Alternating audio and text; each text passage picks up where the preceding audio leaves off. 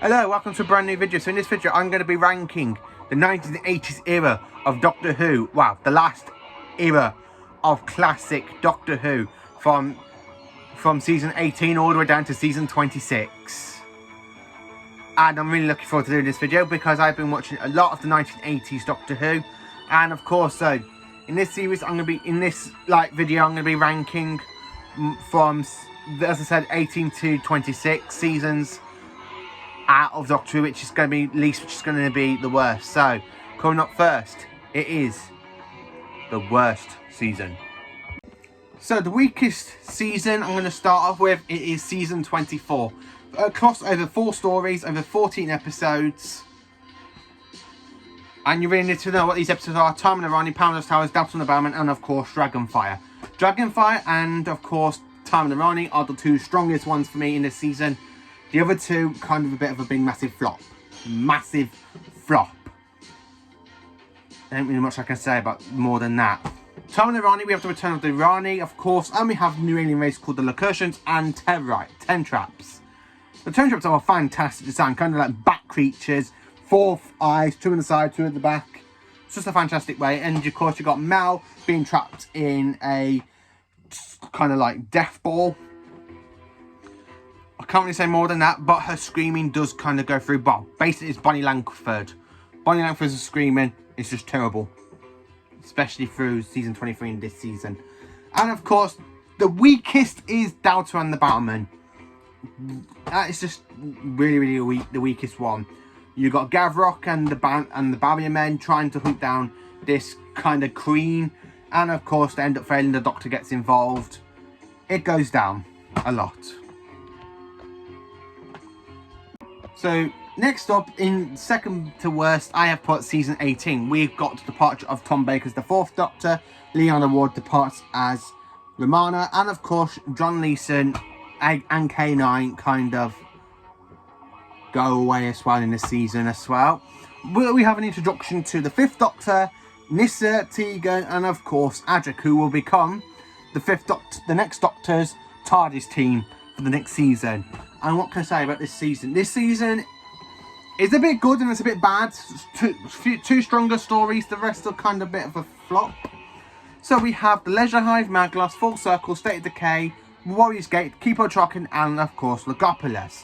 So my all-time favourite story from the season has got to be the Keeper Traken, the Return of the Master, and St. Alien's brilliant as Tremas, and then of course when the Master jumps into Tremas's body. A new body at last. It's just a fantastic line, and after he jumps into it, the second best story has got to be Full Circle for me, and then State of Decay, and then of course Logopolis, Tom Baker's last favourite story, kind of my favourite. And then of course you've got Warriors Gate. Less said about that one, which is the departure of Lyanna Ward and K9, and of course straight into it, the first story of the season, Leisure Hive. This season has a whole arc. The only good thing about this arc is kind of the E-Space trilogy, and of course Keeper Traken. That's the only good thing for this season. Leisure Hive is a big mass. I don't know what the hell John Nathan Turner was thinking of when he had the script to the Leisure Hive. I think they could have done it a lot better. Maglos is an actual fun introduction of the story. I do love Maglos as well. Full Circle, fantastic all the way through. Reintroduction to Adric, the Marshman. What more do you need? State of Decay. Yeah, it's very good vampire. I do love me vampire stuff, and it's just a good story. And of course, you have Warriors Gate, which is a kind of a backdrop as Lyanna Ward, and of course, John Easton leave the roles as Romana and K9 after the story. But it's not too bad because she does marry Tom Baker after he leaves the story after two literally stories after. And then you have Keeper Traken, which I said is a fantastic story. This one is the bomb for this season. And of course we've got Logopolis, which is Tom Baker's last role as the 4th Doctor. Fantastic. So straight up after that, I have put season 20 into last place. Well, not last place technically.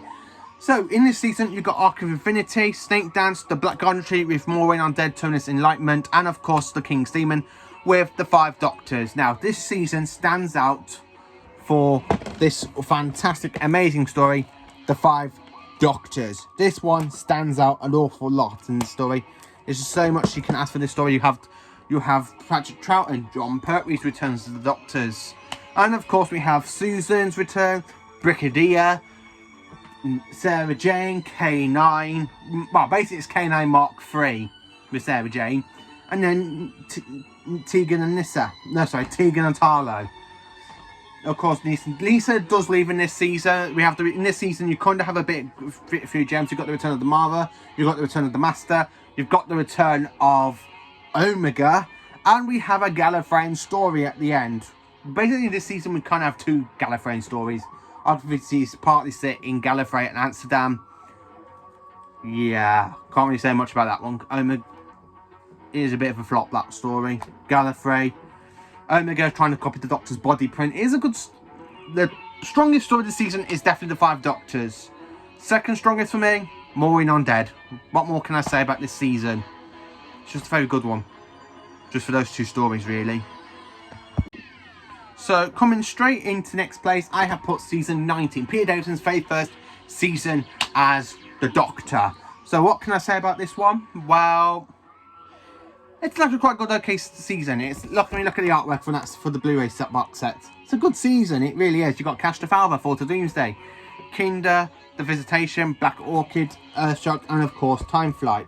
The strongest story of this season is no other than Earthshock. Earthshock is the bomb. I do love Earthshock. It's a fantastic Cyberman story. You've got a companion dies. The Doctor kind of gets his TARDIS damaged from the cyber blast of the cyber gun.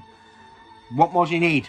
Earthshock, bomb. If you want to know more about Earthshock, watch one of my latest videos, which I have, well, one of me kind of videos I did last year of my 3 favourite Cyberman stories. And then the next kind of strongest story of this season, I have to say, I do love this one an awful lot. The Visitation. The Visitation is just fantastic all the way through. You have a whole new alien race called the Terrorites. But basically, they're just prisoners from a refugee with an Astron robot, like, death as kind of a death groom. Well, basically, kind of dressed as the Grim Reaper, sort of. And the Doctor causes the Great Fire of London in the story. The weakest story of the season, Fall to Doomsday. Yeah, a whole spaceship full of robots that have the memories of the humans that were kidnapped. And of course, you kind of got this, like, frog alien creature thing being the leader of the spaceship. Not the strongest, but not the worst. I mean, the worst one for me, Black Orchid. Black Orchid is the worst story of the season. Yeah, sorry, Black Orchid. So, next up in this video, I kind of forgot to say this. It is season 22. Now, during this season, Doctor Who was having a lot of trouble with the head of the BBC, Michael Grading. If that's his actual proper name. If I said that right, please let me know in the comments. Doctor Who, after this, was put on to an 18-month suspension. It didn't return to the 6th of September 1986. This season ran from January 1985 to January 1985 to March 1985. Spread over quite a few good stories. Some of these stories are good, especially you got a load of strong season stories in this one. So if I quickly just tell you what the stories. So in this story, you have my all-time favourite Colin Baker story, Attack of the Cybermen. This one is the gem for Cybermen. I love the Cybermen, they're my favourite villains. I basically love the 1980s design of the Cybermen. We have the return of the Cyber Controller that was last seen in season 5 of Classic Who in the 60s. This season, this story is set on Terra, so it's just a fantastic one. Cybermen are brilliant all the way through. The next story after this one is, of course, Adventures on Varos. We're introduced to a new character named Seal. The TARDIS is running out of energy, and they need to restock up on Cytron 7. It's just a good story. I love this one. It kind of landed on a prison planet where people just sit down and watch prisoners and torturers just get punished, and they just watch it for fun. And in the story, you could do, if anyone's watched Benidorm, you'd have the appearance of the woman that plays Marge in the story as well, which is her first Doctor Who role. She kind of has two roles. She was in this story, and then she appears later on in the Matt Smith era and the Capaldi era, so not all bad. There's a good story. This one is an absolutely fantastic one. I do love Vengeance on Varos. As you can see, I have got it on DVD on normal and, of course, the special edition. And this story is just literally fantastic. You got Silk, you got the acid bath scene where they're literally about to put the Doctor's dead. They think the Doctor's dead, so they're about to put his body into acid. And he wakes up and he goes, "Hello," and then literally just throws him into acid. It's just such a good story. Fantastic. So the next one after is Mark of the Irani, the very first appearance of the Irani, and of course the Master makes a return after the season, after being last in the last season. Although you would think the Master being burnt to death in Planet of Fire, you would really think he wouldn't survive. But we're wrong. The Master comes back. The Doctor has got 2 Time Lords to deal with. The Irani is stealing brain chemicals, well, making people more aggressive with a brain chemical. That's her evil plan, by the way. This story is actually set near a place where I live. This was actually set, well, basically, it's actually filmed up in Ironbridge, and I live in Wem. And I'm kind of glad I live in Shropshire, so I am planning to going up to Ironbridge at some point to go and see them film, just to go to the old filming site of this story. It's just a fantastic story. Mark of the Irani is an absolutely good story if you want to watch 2 Time Lords work together to try and defeat the Doctor. And of course, you've got the Master. Then you kind of got the bomb sort of things where they just tread, and the Doctor messes up the Irani's TARDIS by making it go into full speed at the end of it, and which kind of loses the dinosaur on the Irani's TARDIS with her and the Master trapped inside it. It's a very good story. And of course, the TARDIS ends up getting chucked down the mine. The Doctor's TARDIS gets chucked down the mine as work of the Master. This is just a good one. I have to say, this is a really good story. I do love this story. Mark of the Irani is just fantastic to watch. So, next story, and this one is my second favourite story of this season. It is the 2 Doctors. We have Santarans. Patrick Troughton returns for the last time as the 2nd Doctor.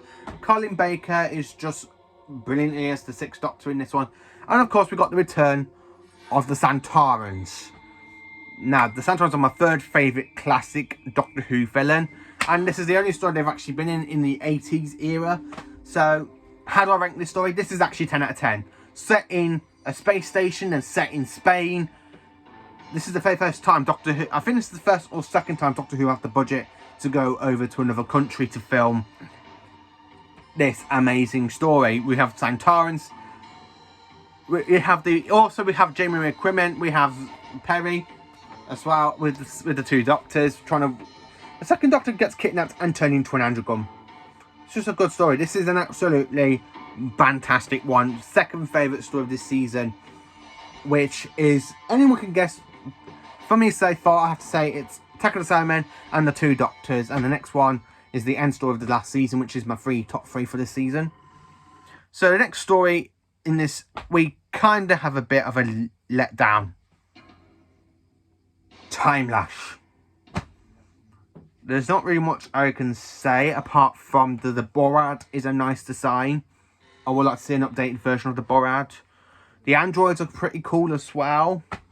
Tucker is a bit of an ass, but can't really say much about that one either.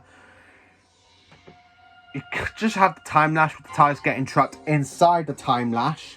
The Doctor has to trick an android with the mirror to throw it down the Timelash. The Doctor gets time crystals to try and trick the Borad.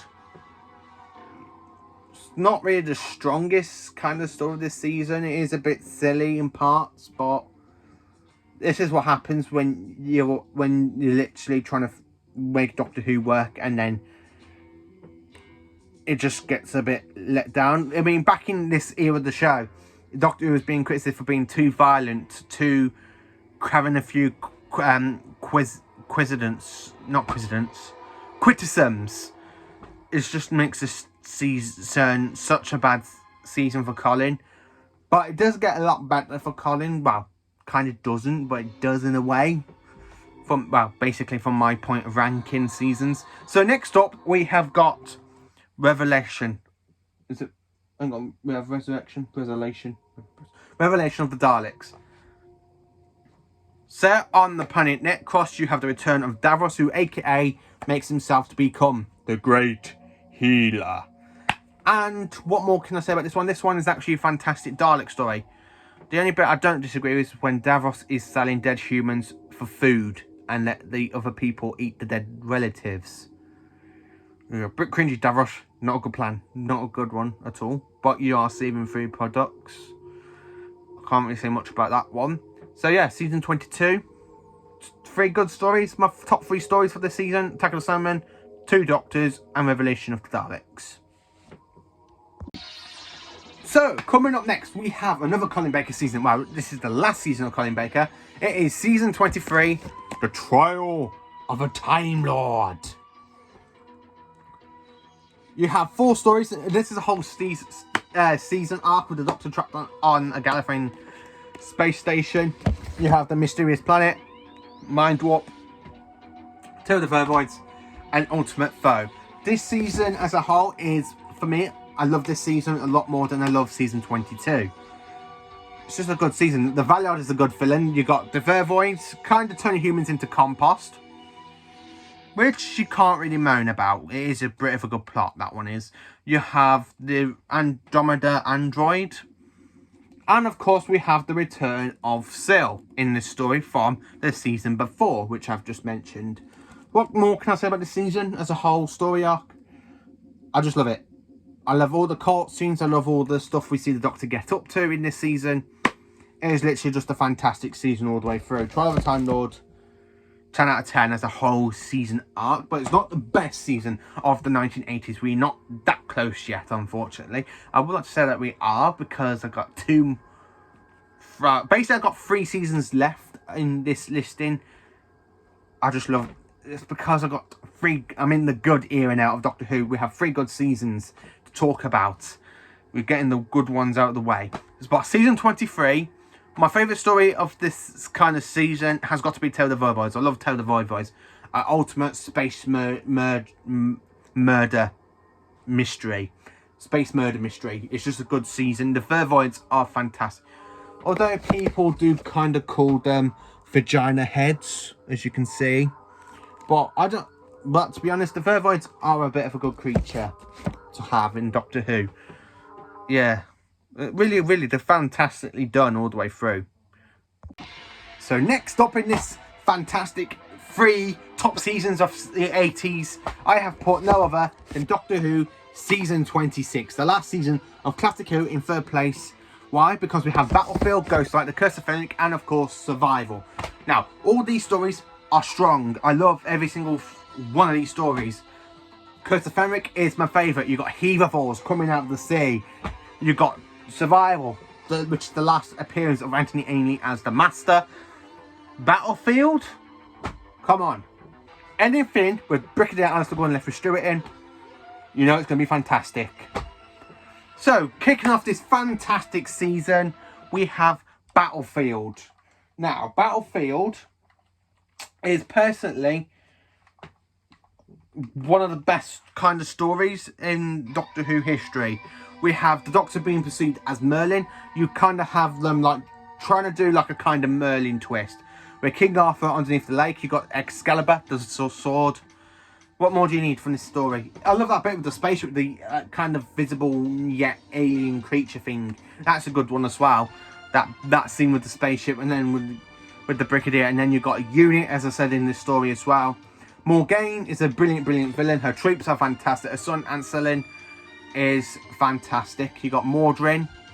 No, sorry, you got Anselin, and you got Mordrin, who is the son of the Queen lady. Morgaine, that's it. Morgana, Morgaine, something like that. It's just such a good plot twist. We have characters that are just fantastic as well. And with Ace with the grenade bombs, where he goes, Dig, where he goes, Ace, I think it's about time we have a discussion about safety precautions. It's just such a fantastic story. Ghostlight kind of is a bit of a creepy story. A 3-part creepy story set in a haunted house in Perivale. It's just such a fantastic story. I just love the creepiness of it. I love the setting of it. And when the Doctor in the story begins to manipulate Ace, and we do see the Doctor manipulate Ace quite a few times in this season, and it's just such a fantastic story. The Doctor takes Ace to a house that she never wanted to go back into. Creepy. And you have this like alien kind of like creature appearance, and it's just such a good story. I love that one. And you got like these aliens with fly heads. It's just a good cut. It's a very good Doctor Who creepy story. And if Doctor Who is going to carry on in the 90s, this is where I would like, and I can see where it's going to end up. And this is just fantastic in the story. So the next story I have got to say is about the Curse of Fenric. Heatherfalls, Russians, Germans, British, set in a British army base, with the Russians coming in, and you've got Dr. Johnson, who gets taken over by the alien entity, the Fenric. And you got the Doctor and Fenric having a bit of a battle of a chess game.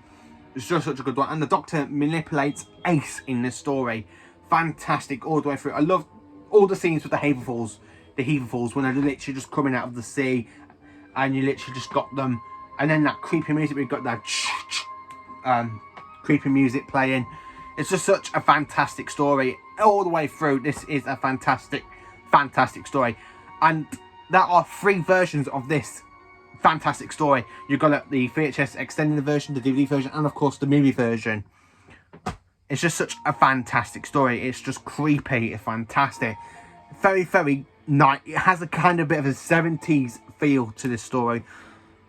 I just love it. Sylvester McCoy's performance as the 7th Doctor is fantastic. The Doctor is getting darker and darker. Sylvester McCoy is one of the darkest Doctors. I have quite enjoyed a lot of the Doctor's runs, but Sylvester McCoy is my second favourite Doctor, just because of how dark he gets in this season and in the season before. It's just such a fantastic season, a story arc. This really is one. And of course, the Heatherfalls are just fantastic all the way through. So, getting off the Curse of Fenric, we have Survival, the planet of the cheetah people. Well, basically the Master kind of gets infected with the cheetah virus, using the cheetah planet's cats to create portals onto Earth, kidnapping human beings, sending the cheetah people with the horses to go out trying to get the hunt. And unfortunately, the Doctor does end up getting pulled into the world of the cheetah people, and he's got to try and save everybody from getting infected by the cheetah virus. Unfortunately, Ace gets infected with the cheetah virus in this story. The cool scene on the bike between the Master, where you got the Master with Mitch's and his gang, with this gang, trying to giving the Doctor a bit of a motorbike Daredevil kind of crash course thing. It just ended up with an explosion. This story is not one of the... It is certainly not the weakest, because the weakest has got to be Battlefield in this season. The strongest story this season, Curse of Fenric. Curse of Fenric is the strongest, I can say. Nothing bad about this season. I can really not say nothing bad about this season at all for Curse of Fenric. Second strongest, Ghostlight. Ghostlight by a mile. Then Survival, and then Battlefield. But hey, this is the 3rd place, my 3rd favourite season of the 80s, so we're getting better. Well, not really, because the show was cancelled during the run of this season, so there's not really much I can say, apart from 3rd place is fantastic for season 26. So next up, in 2nd favourite, I have put season 25. And why? Remembrance of the Daleks, Silver Nemesis, The Happiness Patrol, The Greatest Show in the Galaxy, Deadly Clowns, Robot Clowns. What more do you need?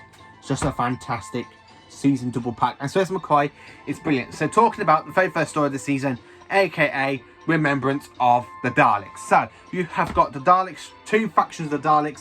You've got the Imperial Daleks and the Renegade Daleks trying to fight, or well, basically try and find the Time Lord weapon known as the Hand of Rimgard that the first Doctor left when he first went to Earth with his Susan, basically with Susan, and he had to run away because of Ian Barber finding the TARDIS. it's not really more I can say about this one. The Daleks are following the Doctor in this story. We have the very first appearance of the Special Weapons Dalek. Ace is the only companion that has actually ever beaten up a Dalek with a baseball bat. Go Ace. Fantastic. Sophie Aldred is brilliant as Ace. This is the very first time this was actually the very first Ross McCoy story I ever watched. And Remembrance of the Daleks is just superb. I love this story. Favourite story. This is the strongest story of this fantastic 25th season. I have to say that it is literally just fantastic, economical all the way through. I love the whole battle between the two Dalek fractions. The Doctor's caught in the middle. He wants to give... And of course, this is Terry Malloy's last appearance as Davros. It's just fantastic. Fantastic all the way through. This season is just... Mwah. Remembrance of the Daleks is the strongest story of this season. So, next up in this season, we have the Happiness Patrol.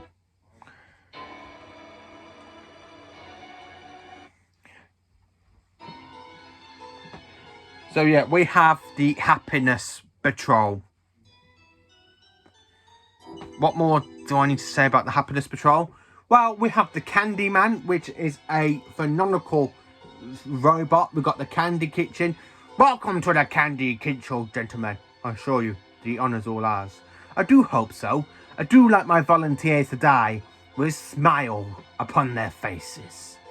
Just a fantastic Doctor Who story. I do love this story. This is the second Sir McCoy story I've ever watched.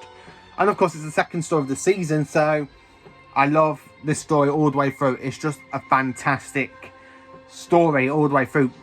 Happiness Patrol, second best story of the season. It really is. It's literally the second strongest.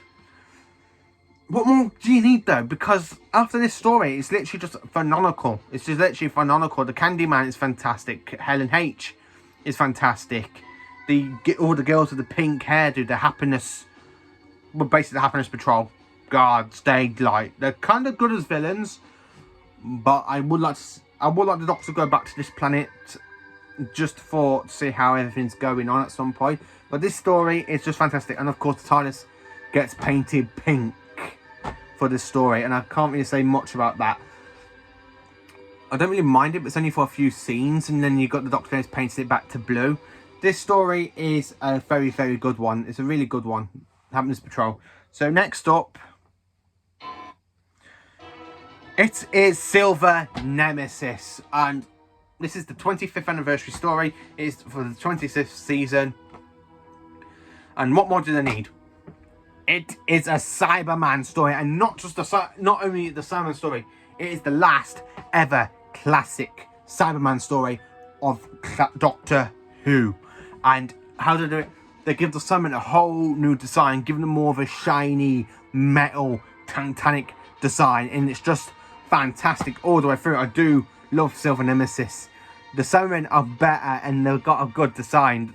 Unfortunately, the story that is the weakest story of the season. This is the weakest story.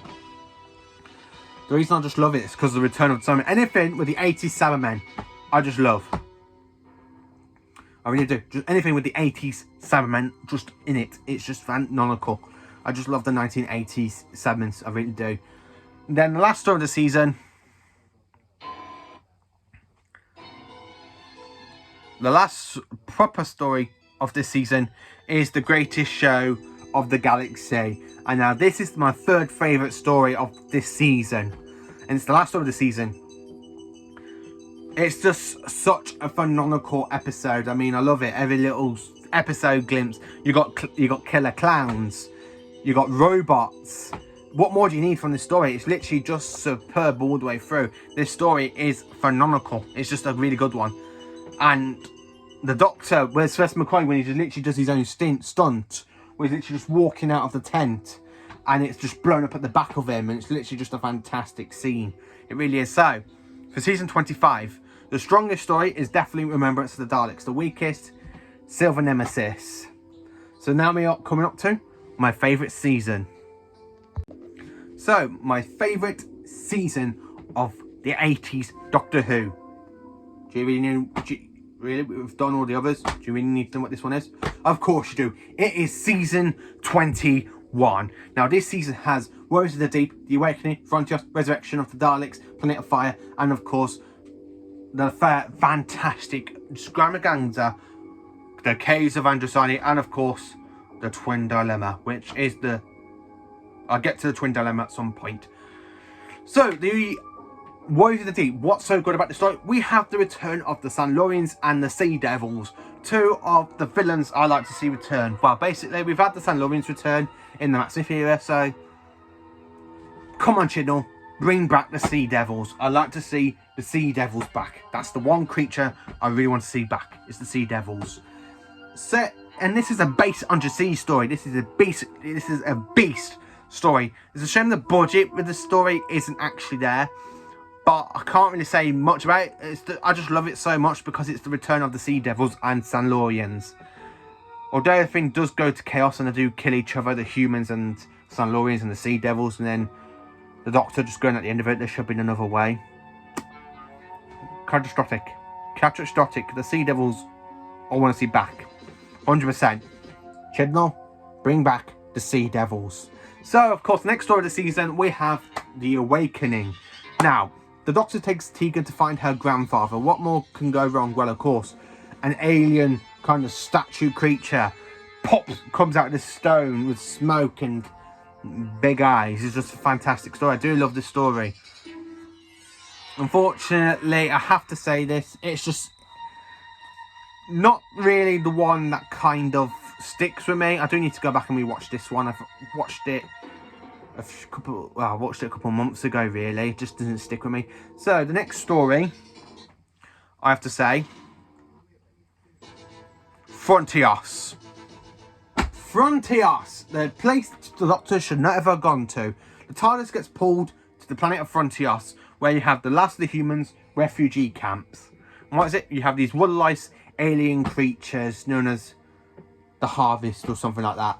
It's literally just a fantastic story. The TARDIS gets destroyed in this. The TARDIS gets destroyed, and because of Garthus's desire for the TARDIS, he literally fixed the TARDIS back up, and the Doctor's got his TARDIS back after he drains it, and then Trantators. That's it, Trantators. He literally separates the leader onto another planet, goes back, picks up Tarlo and Tegan.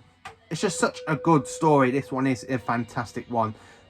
The characters are all the best. The kind of wood-lice alien creatures are fantastic and phenomenal. I have to say that full time. So, coming up to the next story, Resurrection of the Daleks. Peter Davison's first ever dark Doctor Who story. The Daleks are after Davros in this story. Davros is captured on a space station by humans for his crimes on Skaro. Basically, he was literally just there so the Daleks couldn't get the help off him to defeat the Mamellans, which are another alien race that the Daleks are at war with. At this point, you have the Mamellan virus in the story that the Doctor uses to destroy all the Daleks at the end of this story. It's just fantastic. Dalek Troopers, again, is just fantastic. I love the design. It's just such a fantastic story. And then you've got the Doctor's mind being controlled because the time was the Daleks trying to make replica versions of the Doctor, Tegan and Tarlo, just so they can assassinate the High Council of Gallifrey.